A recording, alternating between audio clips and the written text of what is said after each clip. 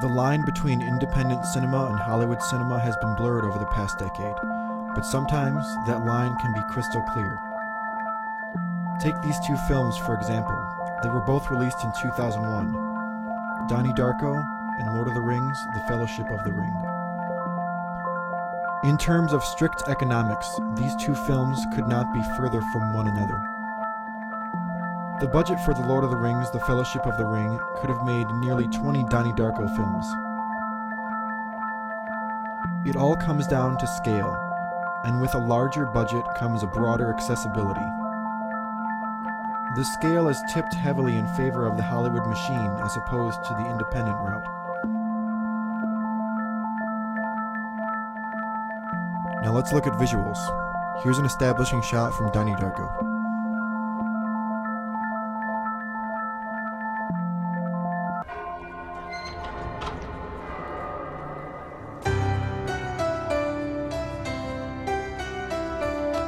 The sequence starts off with a non-traditional opening angle.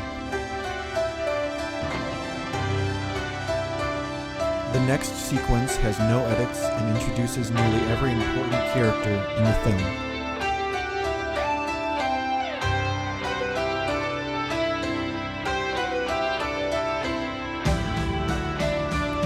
It also plays with the juxtaposition of slow motion, fast motion, and normal motion.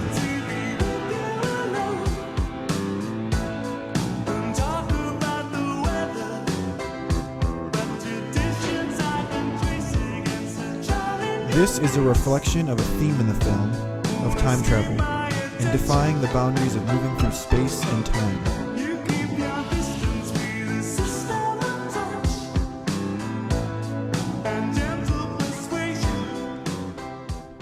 Here's an establishing shot from Lord of the Rings, The Fellowship of the Ring. Well, what can I tell you? Life in the wide world goes on much as it has this past day. The sequence right off the bat is glossier, with several edits and crane shots. Scarcely aware of the existence of hobbits, for which I am very thankful. Countless props, elaborate set pieces, and costumes saturate the sequence.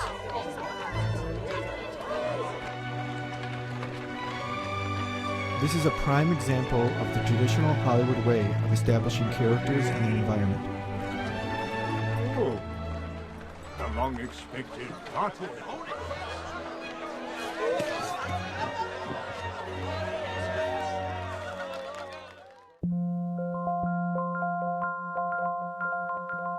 Comparing the two films' shooting locations is quite staggering. Like many independent films, Donnie Darko's shooting locations are minimal and all within a respective distance from one another.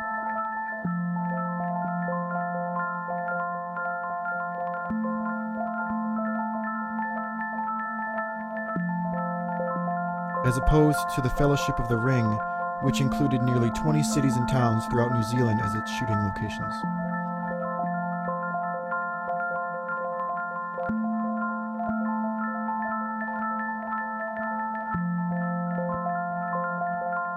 This again demonstrates how greatly the scale is tipped between an independent film and a Hollywood feature film.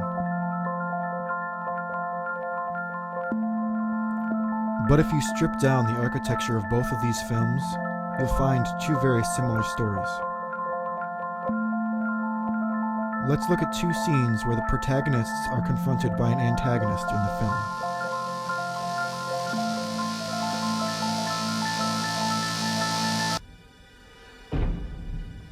In this scene, the confrontation is subtle.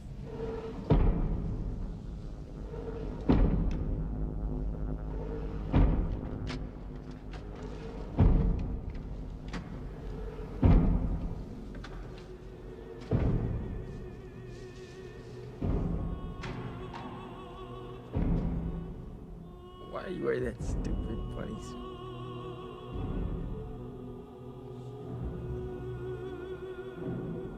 Why are you wearing that stupid man suit?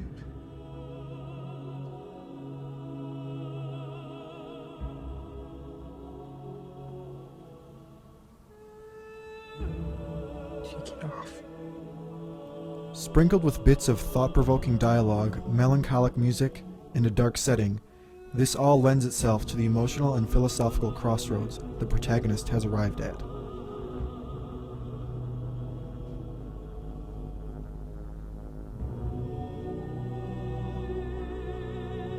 What happened to your eye?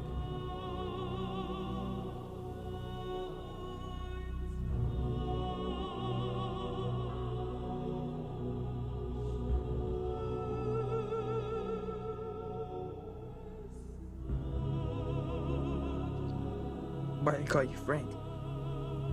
Built around themes of religion, rips in time, wormholes, and the philosophy of time travel, tearing down these complexities would reveal a much simpler story. Frank?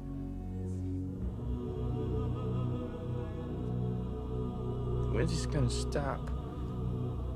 You should already know that. A world on the brink of destruction whose only savior is a 16-year-old boy. There's something I want to show you.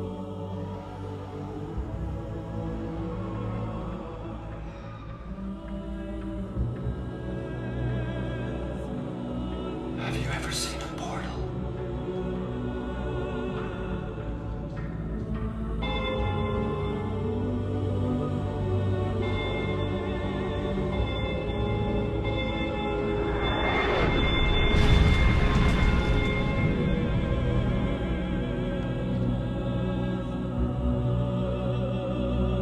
Burn it to the ground. Now here's a scene from The Fellowship of the Ring.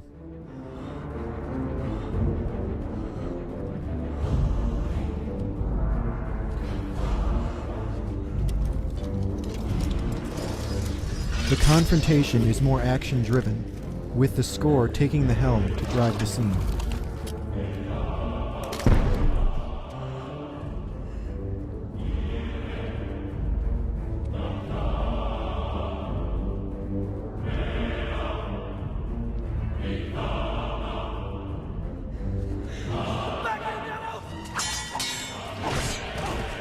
Along with hardly any dialogue and rapid edits, the confrontation builds itself in a very traditional and Hollywood manner.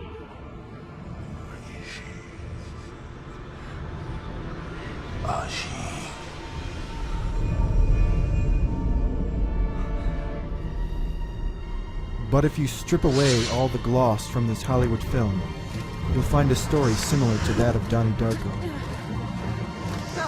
A world on the brink of destruction whose only savior is a young boy.